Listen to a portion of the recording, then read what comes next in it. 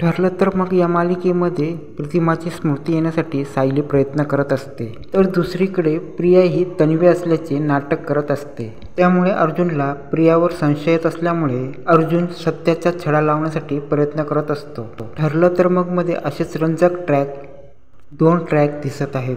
या मालिकेचा नवा प्रोमो समोर आला आहे, ज्यामध्ये आगामी पुढील एपिसोडमध्ये मोठा ट्विस्ट येणार आहे.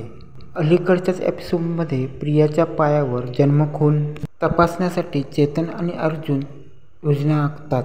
मुद्दामहून काचेचा ग्लास फोडून प्रियाच्या पायाखाली ती काच येऊन प्रियाच्या पायाखाली दुखापत दाखवण्यात आलेली आहे. तर दुसरीकडे प्रतिमाची स्मृती परत यावी याकरिता रविराज आणि सायली 20 वर्षापूर्वी झालेल्या सायलीच्या अपघाताचा प्रसंग पुन्हा निर्माण करण्याचे आयोजले आहे.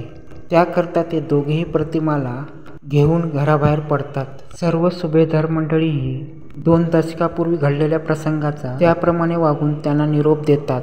आता नवा जो प्रोमो समोर आला आहे त्यात या दोन्ही घटनांमुळे नवीन ट्विस्ट आलेला आहे. नव्या प्रोमोनुसार प्रियाच्या उजव्या पायाला काच घुसल्याचे ते अर्जुनला सांगते.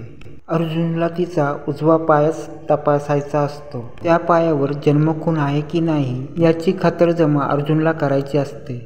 आता अर्जुनलाही प्रियाची ही जन्मखून खोटी आहे हे आगामी एपिसोडमध्ये पाहता येणार आहे. दुसरीकडे रविराज, सायली आणि प्रतिमा गाडीतून अपघाताच्या दिशेने जायला निघतात. त्यांच्या मागे एक ट्रकही असतो. अपघाताचा प्रसंग पुन्हा घडवण्यासाठी हा सगळा खाटाटोप केला आहे. ज्याप्रमाणे ट्रकने धडक दिल्याने 20 वर्षापूर्वी अपघात झाला होता, असं काही पुन्हा घडतं की काय असं वाटून भीती वाढली आहे या प्रोमोमध्ये दाखवण्यात आले आहे.